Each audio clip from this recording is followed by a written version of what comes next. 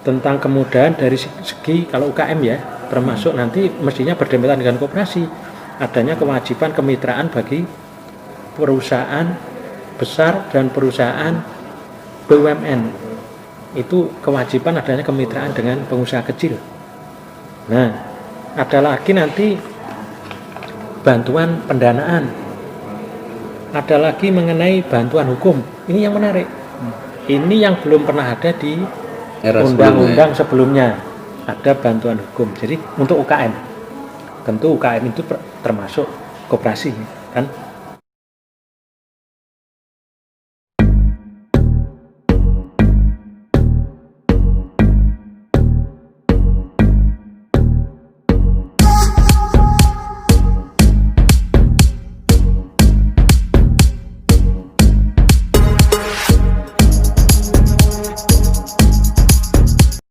Jumpa lagi di Cangkruan Embongan. Sehat Mbak Tarjo? Sehat. Cak El? Alhamdulillah selalu baik. Alhamdulillah, Cak Abang juga baik. Sekarang kita topik Omnibus Law ya, karena masih berkelanjutan dari yang kemarin. Ya, kira-kira mungkin ada yang mau disampaikan tadi. Menarik ini sebenarnya. Tentang Omnibus Law ya? Iya. Iya. Karena begitu banyaknya halaman, begitu banyaknya undang-undang ataupun peraturan-peraturan yang disederhanakan dari yang ribuan, bahkan terakhir saya dengar yang diselaraskan untuk undang-undangnya itu sekitar 80-an lebih. Kalau untuk aturan-aturan ribuan diselaraskan. Dan kebetulan setelah diusulkan oleh pemerintah, terus digodok oleh DPR untuk mencermati undang-undang tentang Omnibus Law, muncul reaksi, demo dan sebagainya. Setelah diketok oleh DPR, diserahkan kembali untuk ke pemerintah untuk diteken, dan sudah diteken gitu ya. Makanya menarik juga karena sudah resmi ya undang-undangnya.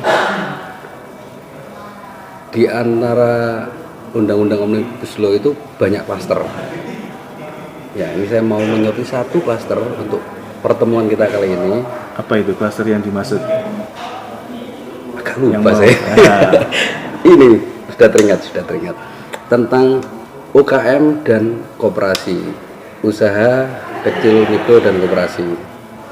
Mengapa ini menarik? Karena koperasi kan sebuah badan usaha yang kalau saya kecil dulu infonya adalah ini asli Indonesia, ramuan dari Indonesia. Digagas sama Bung Hatta ya? Wah iya. Dulu, Bapak Koperasi kita. Sejarahnya luar biasa nih, iya. Cak Abang ini ya. Dari digagasnya oleh Bung Hatta, terus diundangkan di tahun 58, nomor 79, terutama tentang pendirian itu pasal berapa saya lupa. Itu sampai 200 orang pendirinya awalnya, tapi diperkecil di tahun 67, pendirinya hanya 20 orang di pasal 12 tahun 1967. Diperbaiki lagi di zaman Orde Baru pasal 25 tahun 1992, pendirinya tetap masih mengacu ke 67, 20 orang. Nah, terakhir ini di Omnibus Law aturan baru muncul itu saya dengar cuma cukup 9. Ini mempermudah. Dengan dipermudahnya UKM dan koperasi itu membuat geliatnya usaha-usaha mikro, menengah, ke bawah jadi semakin baik. Karena bagaimanapun contoh kayak di Cina pun usaha-usaha mikro dan kecil itu kalau baik, pertumbuhan ekonominya juga baik. Itu yang saya ketahui, dan saya banyak pertanyaan nantinya ke sang budayawan kita, sang spiritual kita, Mbak Tarjo. Itu dari saya cukup itu pembukaannya. Silakan lanjutkan ini. Bagaimana Mbak Tarjo terhadap apa yang sudah diceritakan pendahuluan dari Cak El? Mbak Tarjo menanggapinya. Gambarannya awal dulu ya. Gambaran awal. Baik, terima kasih Cak El dan Cak Abang. Saya kira ini menarik. Setelah kita mencoba membaca dari PDF Undang-Undang Omnibus Law itu, yang semoga itu memang nanti setelah diundangkan seperti itu, salah satunya memang ada kluster tentang UKM dan koperasi. Nah, kalau melihat dari pertimbangan pembuatan undang-undang itu, salah satunya kan memberikan peluang kemudahan bagi pengusaha. Pengusaha sendiri ada pengusaha besar dan pengusaha kecil, kan begitu ya? Iya. Dan pemerintah nampaknya berusaha bagaimana pengusaha besar maupun pengusaha kecil maupun UKM juga sama-sama tumbuh. Iya. Jadi intinya di situ. Nah,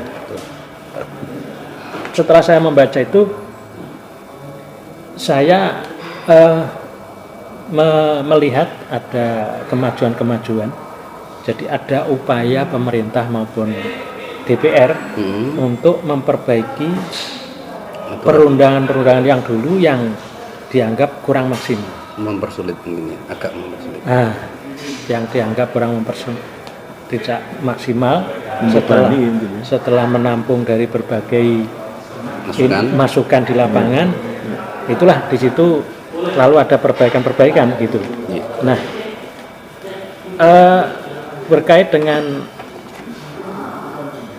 kemudahan yang dikaitkan dengan koperasi, tadi disampaikan dengan koperasi ya. Memang salah satunya itu kan sebetulnya untuk koperasinya sendiri tidak banyak yang berubah. Tambahannya hanya satu, itu mengenai jumlah keanggotaan Pendiri. itu cukup 9 orang.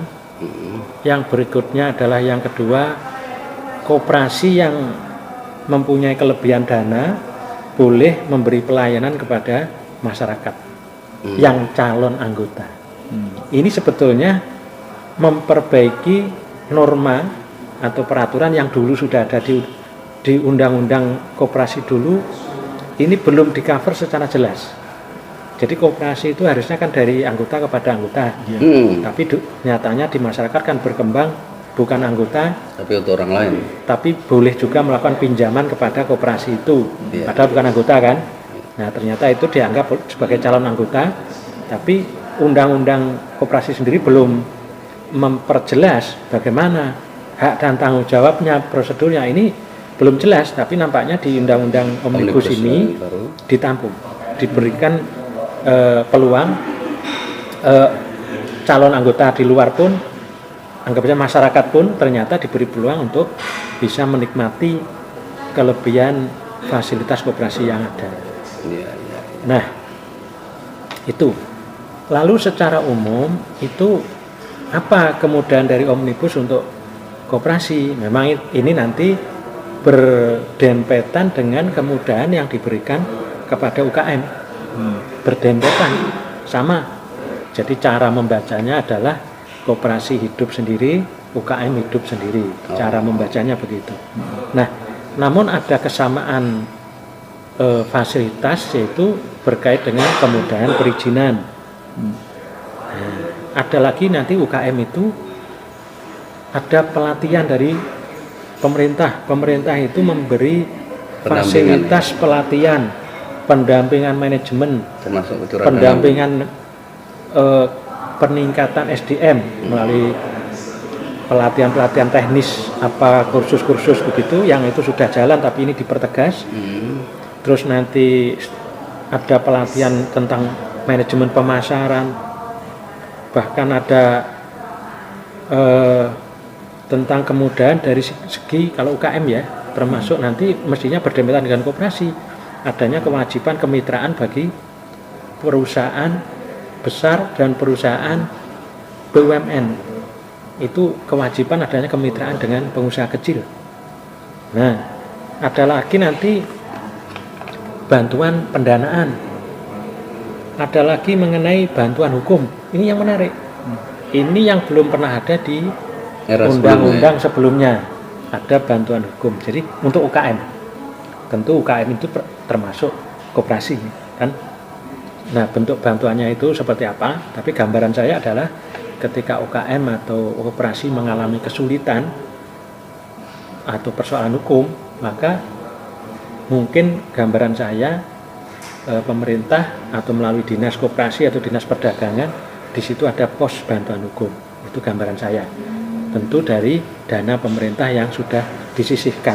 Ini yang ada dalam Omnibus Law ini. Untuk klaster UKM dan koperasi. Termasuk nanti kemudahan mengenai sertifikat halal, sertifikat merek, sertifikat paten, hak milik intelektual itu betul-betul diberi kemudahan. Bahkan sebetulnya sekarang udah jalan juga, yaitu bagaimana mengurus hak paten, hak merek itu bisa melalui Disperindak. Nah, ini kan bentuk kemudahan. Bahkan di Omnibus ini saya melihat ada bantuan kemudahan biaya juga. Yang tadi kucuran dana tadi. Jadi nanti ada mungkin diskon atau bagaimana ketika mengurus merek maupun paten. Nah, ini berarti kan berlaku juga untuk koperasi kan. Ada lagi nanti mengenai database UKM seluruh Indonesia yang terpusat di Indonesia, di pusat. Nah, ini database yang katakanlah ketika UKM maupun koperasi itu melihat database, katakanlah kita ini ternyata punya produksi telur bebek. Nah, kita klik cluster yang mana yang memerlukan produk itu. Nah, itu cluster itu maksudnya tempatnya di mana? Oh, ternyata di Bali karena dia di sana banyak restoran membutuhkan suplai telur dalam 1 bulan sekian, sehari sekian. Itu dari cluster dari database itu disiapkan satu data ya untuk khusus UKM dan koperasi ya. Jadi nampaknya ada kemudahan-kemudahan di situ yang saya baca. Gitu Cak. Jadi rekan-rekan, kalau tadi gambaran umum mengenai Omnibus Law klaster UKM dan koperasi sudah didetailkan oleh Mbak Tarjo, baik sudah ada perbedaan dengan undang-undang sebelumnya, baik itu jumlah pendiriannya, minimal orangnya berapa, bantuan-bantuan secara manajemen, dana, bantuan hukum, bantuan merek atau hak cipta dan seterusnya, sampai satu data itu ya Pak ya. Ya, seperti kita ketahui pola pikir ataupun gagasan ini diciptakan ataupun digagas oleh Bung Hatta, Muhammad Hatta, diperuntukkan untuk jadi soko gurunya perekonomian Indonesia. Cuman selama ini tidak pernah terjadi, Mbak. Jadi ini kan antara visi atau harapan impian tidak pernah tersampaikan. Ya kalau kita ngomong sudah mulai tahun merdeka ataupun kalau undang-undang itu dimunculkan tahun 58 sampai sekarang, koperasi tidak jadi soko gurunya perekonomian. Kira-kira ada apa itu, Mbak? Atau mungkin dengan adanya undang-undang ini bisa menjadikan realita harapan itu? Baik, saya. Kalau saya melihat dari sisi fasilitas yang diperuntukkan untuk koperasi, memang ini ada kemajuan. Gitu ya. Ada Namun harapan kalau dilihat dari kondisi internal koperasi sendiri, ini memang masih perlu pendalaman. Dalam arti begini, gimana? koperasi itu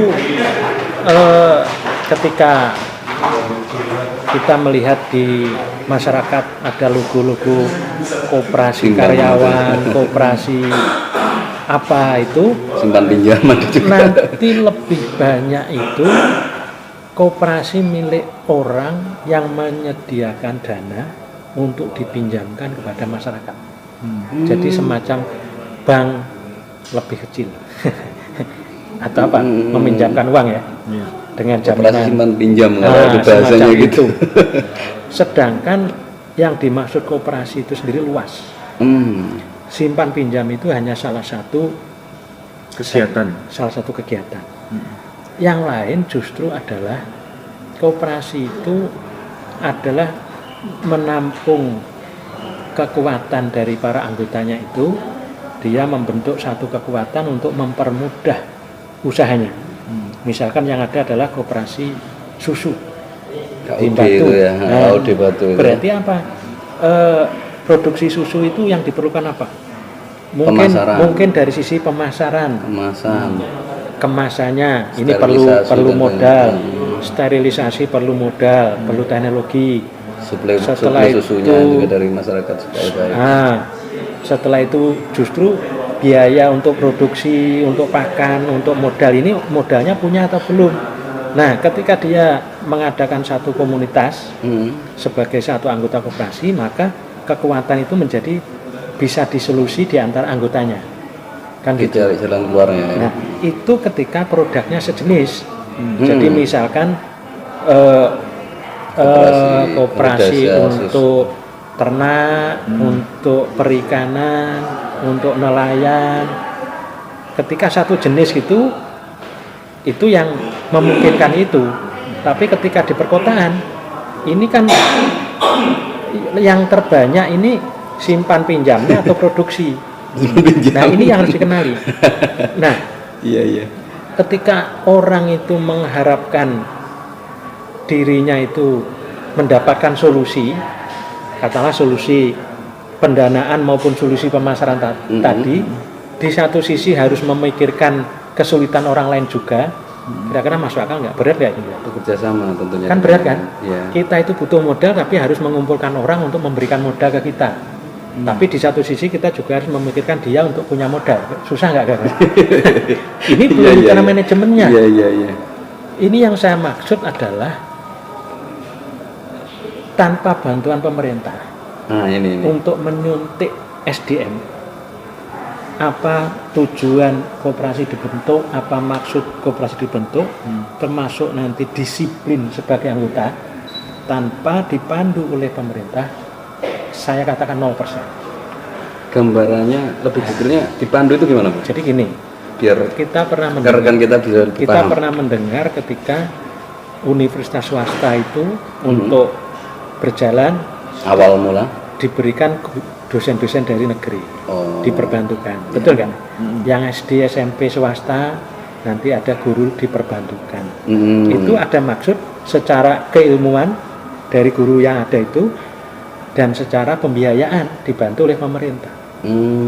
Nah, koperasi yang akan hidup ini di satu sisi harus menghidupi dirinya sendiri, tapi di satu sisi harus memikirkan kehidupan orang lain. Kalau tidak ada relawan yang memang dia menjadi pahlawan di situ, bagaimana ceritanya? Yang ada pasti orang yang ingin mencari untung. Nah, itulah yang punya dana akhirnya mendirikan koperasi untuk diputar. Berarti bukan memikirkan keuntungan anggota, tapi untuk memutar uang yang dia punya. Oh gitu. Nah, ini persoalannya. Ini yang di undang-undang. Mengapa di kota-kota besar seperti itu ya? Undang-undang Omnibus pun juga ini belum ditampung. Bahkan termasuk di desa pun sama juga. Ketika orang itu, petani itu membutuhkan pupuk karena nanti panen baru 3 bulan ke depan, dia perlu dana dari pupuk ini. Pendanaannya ini dari mana? Nah, kalau pupuknya memang sudah disubsidi, tapi beli yang harus dibayar tadi duitnya dari mana? Kalau tidak ada koperasi berarti kepada rentenir, ya kan? Karena jumlahnya kalau ke pinjam ke bank kan harus ada jaminan. Tapi kalau rentenir kan nggak perlu jaminan. Nah, ketika petani itu harus membentuk koperasi, pertanyaannya dia itu butuh dana kok malah disuruh membentuk koperasi yang memikirkan manajemennya siapa?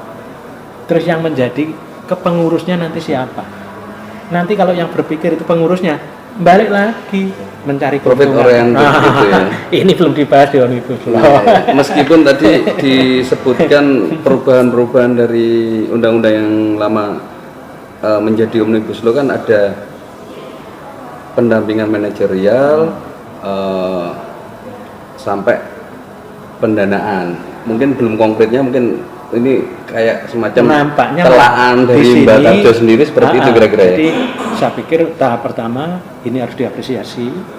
Sudah banyak terobosan dari pemerintah, dan ini nanti harus ditangkap sebagai peminat usaha, baik itu pemula atau orang yang pernah di PHK atau dari lulusan SMA, lulusan kuliah, ketika mau memulai usaha. Ini pemerintah betul-betul ingin memberikan fasilitas Dipermudah ya. Dipermudah. Welcome datanglah pengusaha-pengusaha muda gitu ya kasarnya gitu ya. Kalau dari koperasi tadi, katakanlah meskipun ada sisi lemah, itu saya pikir ketika nanti pemerintah maupun masyarakat memang betul-betul tertarik untuk mendirikan koperasi, pasti bisa disalurkan melalui wakilnya DPD atau DPR atau langsung ke pemerintah. Itu hal yang mudah. Nggak perlu mengganti pasal-pasal undang-undang juga nggak masalah. Itu nanti kan dirumuskan dalam PP, peraturan pemerintah. Jadi saya pikir apa yang saya sampaikan tadi kan mungkin semua orang juga sudah merasakan, tapi mungkin belum sempat diungkapkan seperti ini. Siapa tahu dengan ungkapan seperti ini menjadi inspirasi. Ini sudah bagus, tapi tolong ini coba ini dioptimalkan. Atau dalam lain kata undang-undangnya sudah menampung pokoknya, tinggal mungkin turun-turunannya mungkin lagi seperti masukan-masukan dari semua masyarakat ya, termasuk mungkin Mbak Tarjo gambarannya kayak tadi itu. Ya, itu gambaran mengenai Omnibus Law Klaster UKM dan koperasi dari Mbak Tarjo, sampai saya tanya juga agak menjurus ke teknis sebenarnya. Selanjutnya monggo Cak Abang ya. Oke Cak El, seperti biasanya saya akan tanyakan ke Mbak Tarjo masalah spiritualnya Mbak Tarjo mengenai yang khusus klaster UKM dan koperasi. Oke, baik Cak El maupun Cak Abang ya. Jadi dengan bersumber dari Omnibus Law ini, saya mempunyai harapan besar. Sebetulnya cita-cita pendiri bangsa, termasuk disebutkan tadi Bapak Dr. Muhammad Hatta, bahwa sebetulnya apa sih ekonomi Pancasila? Ekonomi Pancasila itu sebetulnya apa? Mempermudah yang kuat, melindungi yang kecil, dan mensubsidi yang kecil. Itu ekonomi Pancasila. Dan itu bukan di koperasi ya? Nah, bukan menghambat yang besar, bukan memusuhi yang besar, bukan. Tapi mempermudah yang besar, melindungi yang kecil, mempermudah yang kecil. Nah, ini supaya apa? Supaya nanti ada pemerataan. Kalau yang besar itu nggak dipermudah, yang diratakan apa kira-kira? Yang mau diratakan apa? Yang diratakan kan bisa berupa hasil dari pajaknya, bisa dari komunikasi usahanya, bagaimana dengan kemitraan itu. Jadi yang besar dengan kecil ada kemitraan. Suplai barang dari koperasi kecil-kecil. Nah, ini kan ada kerjasama. Nah, inti sari dari ekonomi Pancasila adalah bagaimana juga memperhatikan yang kecil. Berbeda dengan liberal. Liberal itu yang kecil dilepas. Mana siapa yang kuat yang menang ya kan gitu kan aturannya. Kayak ikan lele itu yang kecil dimakan yang besar. Nah, pemerintah nggak boleh, pemerintah melindungi yang kecil. Kalau untuk Pancasila nggak seperti itu ya. Inilah di dalam Omnibus ini, di sini saya mempunyai harapan besar bahwa ekonomi Pancasila itu akan bisa terwujud. Amin. Dan itu juga sangat tergantung dari pemerintah dan rakyat untuk menjalankan ini. Ini kan undang-undang. Kalau nggak dijalankan, tidak saling menangkap, ini juga nggak bisa. Yang rakyat juga harus menangkap ini sebagai peluang. Yang pemerintah mendorong permintaan rakyat, sehingga adanya fasilitas yang lebih tinggi untuk UKM dan koperasi, kemudahan tadi, dan bagaimana nanti bisa besar. Nah, itulah ketika UKM besar, koperasi besar, maka disitulah awal dari kejayaan ekonomi kerakyatan Indonesia. Saya kira spiritualnya di situ ya. Amin ya rabbal alamin.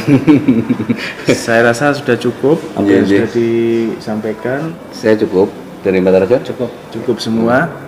Oke, terima kasih atas teman-teman sudah meluangkan waktunya. Kita jumpa lagi di cangkruan embungan yang lain.